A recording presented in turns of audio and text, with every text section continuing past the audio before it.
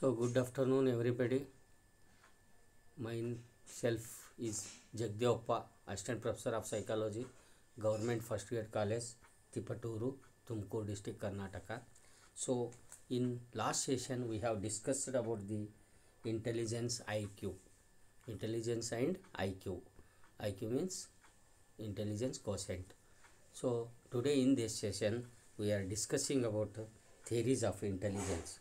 So theories of intelligence, which is Spearman theories of intelligence, which is called two factors theory. So objective of this theories is to understand the theories of intelligence by Spearman's two factor theory. So the theories of intelligence, the educational psychologists have enumerated the following important theories of intelligence are Spearman's two-factor theory, Sternberg tracking theory. So Spearman's two-factor theory, Spearman was the founder of this theory. His opinion was that there are two elements in the intelligence of every individual. General factor R, which is generally called G, is the factor which is present in all the intellectual exercises. The following may be remembered about the factors G, and other one is the factors G is omnipresent. It is obtained by human being from birth. Different things are necessary for every action of the factor. The factor G varies with the individual's ability. Second one is specific factors is known as factor S. It is present in special actions only. The readers are advised to remember the following about the factors S. Means here it is not in birth. This factor is obtained by various exercise. The specific factor varies with the individuals. The factors are different for different actions. A person would be an expert according to the proportion of specific factor in him. So these are the theories of intelligence and the main theories of Spearman two-factor theory. So ಇದನ್ನೇ ನಾವು ಕನ್ನಡದಲ್ಲಿ ಹೇಳೋದಾದರೆ ಬುದ್ಧಿಶಕ್ತಿಯ ಸಿದ್ಧಾಂತಗಳು. ಬುದ್ಧಿಶಕ್ತಿಗೆ ಸಂಬಂಧಪಟ್ಟಂತೆ ಕೆಲವೊಂದು ಸಿದ್ಧಾಂತಗಳಿದ್ದಾವೆ. ಅಂದರೆ ಬುದ್ಧಿಶಕ್ತಿಯ ನೈಜ ಸ್ವರೂಪದ ಬಗ್ಗೆ ಅನೇಕ ವಿವಾದಗಳಿದ್ದರೂ ಬುದ್ಧಿಶಕ್ತಿಯ ಸ್ವಭಾವ ಮತ್ತು ಸ್ವರೂಪವನ್ನು ತಿಳಿಯಲು ವಿವಿಧ ಸಿದ್ಧಾಂತಗಳು ರೂಪಿತವಾಗಿವೆ. ಈ ಸಿದ್ಧಾಂತಗಳು ಬುದ್ಧಿಶಕ್ತಿ ಎಂದರೇನು, ಬುದ್ಧಿಶಕ್ತಿಯಲ್ಲಿ ಯಾವ ವಿಚಾರಗಳು ಅಡಕವಾಗಿವೆ ಎಂಬುದನ್ನು ತಿಳಿಯಲು ಸಹಕಾರಿಯಾಗಿವೆ. ಈ ಪ್ರಶ್ನೆಗೆ ಉತ್ತರಿಸುವ ಪ್ರಯತ್ನದಲ್ಲಿ ಅನೇಕ ಸಂಶೋಧಕರು ಪ್ರಾಕಲ್ಪನೆಗಳು ಮತ್ತು ಕಾರಕಾಂಶ ವಿಶ್ಲೇಷಣೆಗಳ ಆಧಾರದ ಮೇಲೆ ಆಧಾರಗಳನ್ನು ತಮ್ಮದೇ ಆದ ಬುದ್ಧಿಶಕ್ತಿ ಸಿದ್ಧಾಂತಗಳು ಪ್ರತಿಪಾದಿಸಿದ್ದಾರೆ. ಅಂಥವರಲ್ಲಿ ಮುಖ್ಯವಾಗಿ ನಾವು ನೋಡುವುದು ಇವತ್ತು ಸ್ಪಿಯರ್ಮನ್ ರವರ ದ್ವಿಕಾರಕ ಸಿದ್ಧಾಂತ.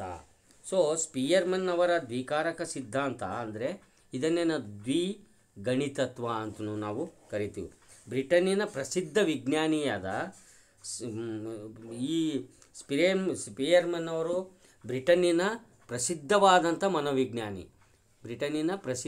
ಮನೋವಿಜ್ಞಾನಿಯಾದಂಥ ಸ್ಪಿಯರ್ಮನ್ ಅಂಶ ವಿಶ್ಲೇಷಣೆಯ ಮೂಲಕ ಬುದ್ಧಿಶಕ್ತಿಗೆ ಸಂಬಂಧಿಸಿದಂತೆ ಸಾಮಾನ್ಯ ಬುದ್ಧಿಶಕ್ತಿ ಎಂಬ ಕಲ್ಪಿತ ಭಾವವನ್ನು ರೂಪಿಸಿ ತನ್ನದೇ ಆದ ದ್ವಿಕಾರಕ ತತ್ವವನ್ನು ಪ್ರತಿಪಾದಿಸಿದರು.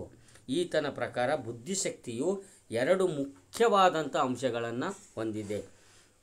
ಮೊದಲನೇ ಅಂಶ ಸಾಮಾನ್ಯ ಕಾರಕ ಅಂದರೆ ಜನರಲ್ ಫ್ಯಾಕ್ಟರ್, ಎರಡನೇದು ವಿಶಿಷ್ಟ ಕಾರಕ ಅಂದರೆ ಸ್ಪೆಸಿಫಿಕ್ ಫ್ಯಾಕ್ಟರ್.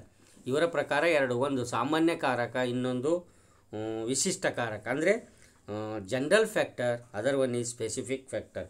ಸಾಮಾನ್ಯ ಕಾರಕ ಅಂದರೆ ಎಲ್ಲ ವ್ಯಕ್ತಿಗಳಲ್ಲಿ ಕಂಡುಬರುವ ಒಂದು ರೀತಿಯ ಮಾನಸಿಕ ಸಾಮರ್ಥ್ಯಗಳನ್ನೊಳಗೊಂಡಿದೆ.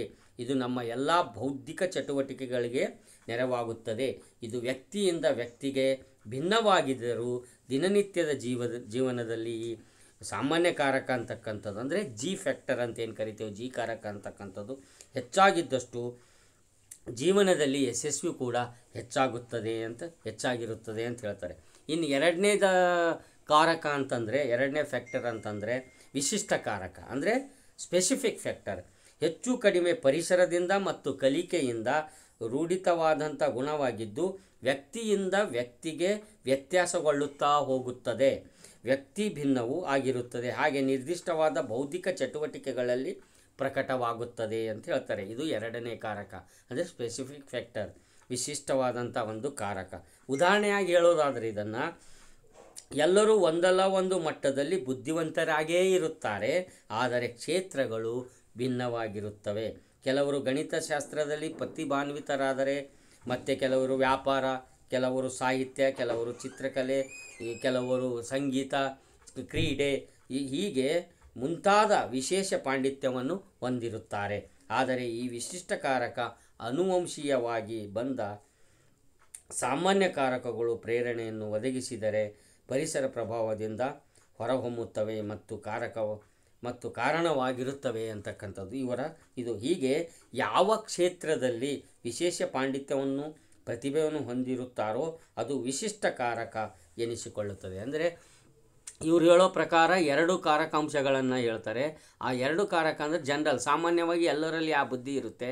ಆದರೆ ಮೊದಲನೇದು ಅದು ಸಾಮಾನ್ಯವಾದಂಥ ಕಾರಕ ಅಂಶ. ಅವರು ಎರಡು ಅಂಶಗಳನ್ನು ಹೇಳೋದ್ರಲ್ಲಿ ಮೊದಲನೇ ಅಂಶ ಏನಂದರೆ ಸಾಮಾನ್ಯವಾದಂಥ ಅಂಶ ಅಂದರೆ ಸಾಮಾನ್ಯ ಕಾರಕ, ಎಲ್ಲರಲ್ಲಿ ಅದು ಇದ್ದೇ ಇರುತ್ತೆ.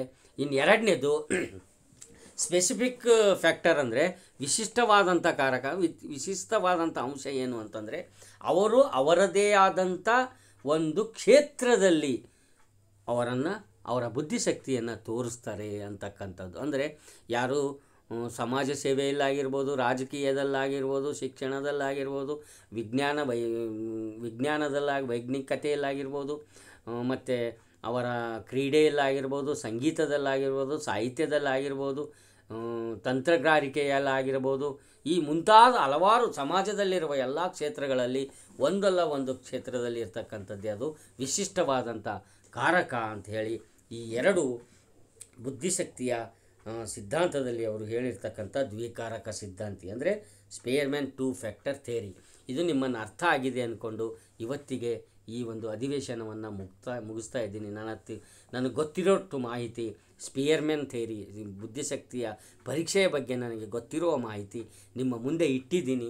ನೀವು ಅದನ್ನು ಅರ್ಥ ಮಾಡ್ಕೊಂಡಿದ್ದೀರಿ, ಅದು ನಿಮಗೆ ತಲುಪಿದೆ ಅಂದ್ಕೊಂಡು ಇವತ್ತಿನ ಅಧಿವೇಶನವನ್ನು ಮುಕ್ತಾಯ ಮಾಡ್ತಾ ಇದ್ದೀನಿ. ಧನ್ಯವಾದ. Thank you.